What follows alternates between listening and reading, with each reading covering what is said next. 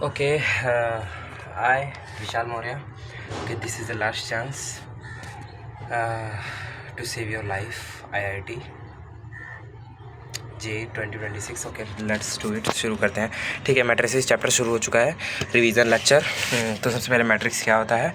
Matrix एक arrangement है रोज़, arrangement है एलिमेंट्स की in form of rows and columns.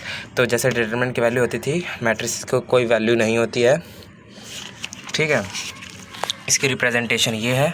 और डिटरमिनेंट और मैट्रिसेस में ये फ़र्क होता है। मैट्रिसेस में क्या कहते हैं, रोज़ और कॉलम का वो सेम नंबर नहीं हो सकता। मतलब कि number of rows is not necessary to be equal to the number of columns, but determinant में ये बिल्कुल नेसेसरी कंडीशन होती है। और इसमें इस मैट्रिक्स की कोई वैल्यू नहीं होती, डिटरमिनेंट की वैल्यू होती है। ये हमने लिखा general form of matrices. In first row there are n elements, n columns, and rows are m. So order of the matrix is m into n. Number of rows, columns. The abbreviated form of matrices is given by A is equal to Aij order and its order m into n. Special types of matrices: row matrices, in which only one row and n number of columns can be possible. And another special matrix is column matrix, in which having one column and जिसमें एक column एक ही हो और रो infinite हो सकती हैं, मतलब कुछ भी हो सकती हैं। तीसरा मैट्रिक्स हैगा नल मैट्रिक्स, जिसमें सारे एलिमेंट्स ज़ीरो होते हैं, वो उसे नल मैट्रिक्स कहते हैं, ऑर्डर कोई भी हो। हॉरिजॉन्टल मैट्रिक्स, जिसमें रो जो हॉरिजॉन्टल कब बनेगा, जब कॉलम्स का नंबर ज़्यादा होगा दैन रोज है, तो हॉरिजॉन्टल मैट्रिक्स। ऐसे ही वर्टिकल मैट्रिक्स, जब क्या कहते हैं, रोज़ का नंबर ज़्यादा होगा कॉलम से, तो वर्टिकल मैट्रिक्स बनेगा। ठीक है, उसके बाद है सबसे इंपॉर्टेंट स्क्वायर मैट्रिक्स, जिसमें रो और जो कि डिटरमिनेंट में होता है। डिटरमिनेंट में नंबर ऑफ़ रोज़, हालांकि डिटरमिनेंट से रिलेटेड है, लेकिन ये डिटरमिनेंट नहीं है, ये मैट्रिक्स है। ठीक है, तो स्क्वायर मैट्रिक्स जिसमें number of rows equal number of columns होते हैं। ठीक है, ये रहा 2/2 और ये है 4/4। ठीक है, तो डायगोनल पे के एलिमेंट्स ये होते हैं डायगोनल। स्क्वायर मैट्रिक्स का ऑर्डर n/n का होता है, रोज़ n है, कॉलम n है, और total number of element n square है। n स्क्वायर का मतलब है कि ऑर्डर का स्क्वायर, जो भी ऑर्डर है उसका स्क्वायर है। जैसे कि 3 का स्क्वायर करेंगे तो 9 एलिमेंट्स आएंगे, अगर 4 ऑर्डर का है तो 4 का स्क्वायर करेंगे। और क्या, डायगोनल पे के जो एलिमेंट्स होते हैं वो i बराबर j का मतलब क्या है। अच्छा, 1 1 2 2 3 3। ठीक है, डायगोनल पे के एलिमेंट्स निकालने का formula n square minus n। अरे डायगोनल पे के नहीं होता, डायगोनल पे के तो एलिमेंट उससे निकल जाएंगे कि क्या कहते हैं, जो n स्क्वायर का रूट करेंगे n। डायगोनल पे के एलिमेंट कैसे लिखेंगे, हाँ, डायगोनल एंट्रीज n से निकलेंगी, मतलब कि जो भी ऑर्डर है ना, बस वही नंबर ऑफ़। ओके, कंफ्यूजिंग नहीं करते, बिल्कुल भी कंफ्यूजिंग नहीं करते, सिर्फ मेन बात करते हैं। डायगोनल स्क्वायर मैट्रिक्स में डायगोनल एंट्रीज में i इक्वल j होता है। ऊपर के वाले जो और डायगोनल के ऊपर जो एलिमेंट होते हैं उसमें i की वैल्यू लेस देन j होती है, और नीचे वाले में i की वैल्यू ग्रेटर देन j होती है। डायगोनल के ऊपर के एलिमेंट्स इस फार्मूला से निकलते हैं कि कितने नंबर ऑफ़ एलिमेंट्स हैं डायगोनल के ऊपर, और या फिर नीचे के लिए भी यही सेम फार्मूला लगेगा। इसका कहते हैं, ये सबसे इम्पोर्टेंट है स्क्वायर मैट्रिक्स क्या होता है, जो कि मैंने बताया, जिसमें रोज़ और कॉलम्स बराबर होते हैं। तो इसके फर्दर टाइप्स होते हैं। स्क्वायर मैट्रिक्स का पहला है टाइप, मतलब उसका सबसेट है, हाँ, डायगोनल मैट्रिक्स। स्क्वायर मैट्रिक्स के अंदर आता है डायगोनल मैट्रिक्स। इसका एक और टाइप है डायगोनल मैट्रिक्स, जिसमें डायगोनल पे क्या कहते हैं, डायगोनल पे जो भी जो डायगोनल एलिमेंट होते हैं उनको छोड़ के बाकी सब ज़ीरो होते हैं, तो होता है डायगोनल मैट्रिक्स। समझे। डायगोनल मतलब कि डायगोनल पे यहाँ पे कोई भी एक्स वाई जेड वैल्यू हो सकती है, लेकिन यहाँ पे उसके ऑफ डायगोनल पे मतलब सारे एलिमेंट जीरो होते हैं।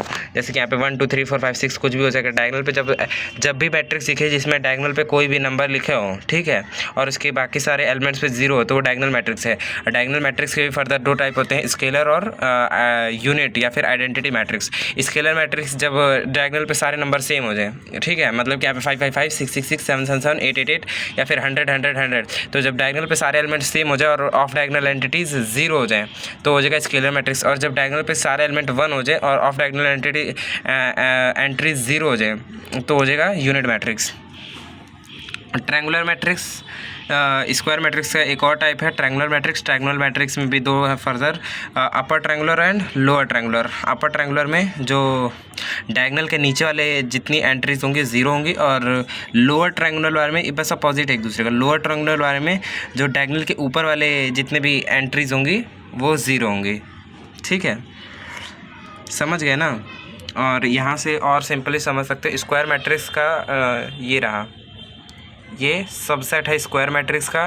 स्क्वायर मैट्रिक्स के अंदर डायगोनल आता है, डायगोनल के अंदर डायगोनल जिसमें डायगोनल पे के एलिमेंट्स को एक्स वाई जेड हो सकते हैं, मतलब डायगोनल पे के एलिमेंट ज़ीरो नहीं होके और बाकी जो भी जितने भी एलिमेंट हैं सब ज़ीरो होंगे।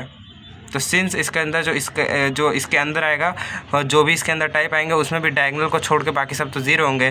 तो भाई स्केलर क्या होगा, जो कोई भी नंबर सेम सेम आ जाए तो स्केलर मैट्रिक्स, और जब सिर्फ एक ही आ जाए मतलब कि पूरे डायगोनल पे एक एक एक छपा हो और बाकी सब ज़ीरो हो तो हो जाएगा यूनिट।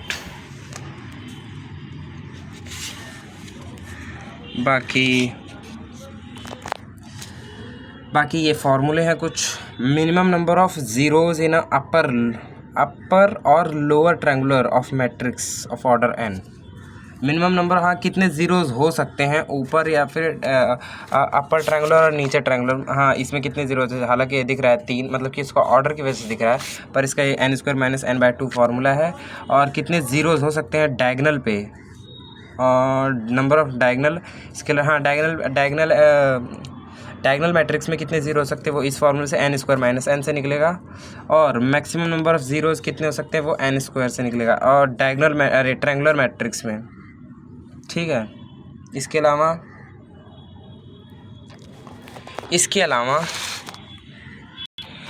अलावा जो स्क्वायर मैट्रिक्स होता है उसके डिटरमिनेंट की वैल्यू निकल सकती है। बाकी सब की वैल्यू, मैंने कहा ना मैट्रिक्स की वैल्यू नहीं होती, पर इसके जो मैट्रिक्स है उसमें स्क्वायर मैट्रिक्स के डिटरमिनेंट की वैल्यू होती है। और जिस स्क्वायर मैट्रिक्स के डिटरमिनेंट की वैल्यू क्या कहते हैं, ज़ीरो होती है, उसे सिंगुलर मैट्रिक्स कहते हैं, और जिसकी ज़ीरो नहीं होती उसे नॉन सिंगुलर मैट्रिक्स कहते हैं, ठीक है। Square matrix does not have any value but it's determinant have. Does मतलब वही उसकी डिटरमिनेंट की वैल्यू होती है। उसके बाद आता है कि हम लोग इक्वालिटी ऑफ मैट्रिसेस, दो मैट्रिसेस इक्वल कब होंगे, जब उनका, हाँ, मैट्रिसेस को इक्वल होने के लिए दो कंडीशन है। पहले उनका ऑर्डर सेम होना चाहिए, मतलब कि 2 × 3 है तो दोनों का 2 × 3, या फिर 4 × 3 है तो 4 × 3 दे रहा था, इनका दोनों का 2 रोज़ और 3 कॉलम, 2 रोज़ 3 कॉलम, दोनों का वो ऑर्डर सेम होना चाहिए और उनके कॉरस्पॉन्डिंग एलिमेंट्स इक्वल होने चाहिए, तो दो मैट्रिसेस इक्वल कहलाएंगे। हालांकि हमें इसे वेरीफाई करना पड़ता है वैल्यू निकालने के बाद डाल के कि हाँ दोनों में सेम आ रहे हैं कि नहीं। और फिर ये अलजेब्रा ऑफ मैट्रिसेस है, ठीक है, कि दो मैट्रिसेस को कैसे मल्टीप्लाई डिवाइड वगैरह फलाना ढिमकाना करते हैं, ठीक है। तो दूसरा है अलजेब्रा ऑफ मैट्रिक्स में एडिशन। दो मैट्रिसेस को ऐड करेंगे कैसे, उनकी पोजीशन से, कि मतलब 1 पोजीशन वाली एक साथ ऐड होंगी, 1 2 पोजीशन वाली दो मैट्रिसेस के एक साथ ऐड होंगी। फिर इसके बाद आते हैं कॉम्यूटेटिव, मतलब कि अगर हम लोग a + b करके आंसर निकालें या b + a हो जाए, दोनों सेम आएगा आंसर अलजेब्रा ऑफ मैट्रिसेस में, ठीक है। और एसोसिएटिव भी होती है और एडिटिव इन्वर्स, बस इतना ही काफ़ी है।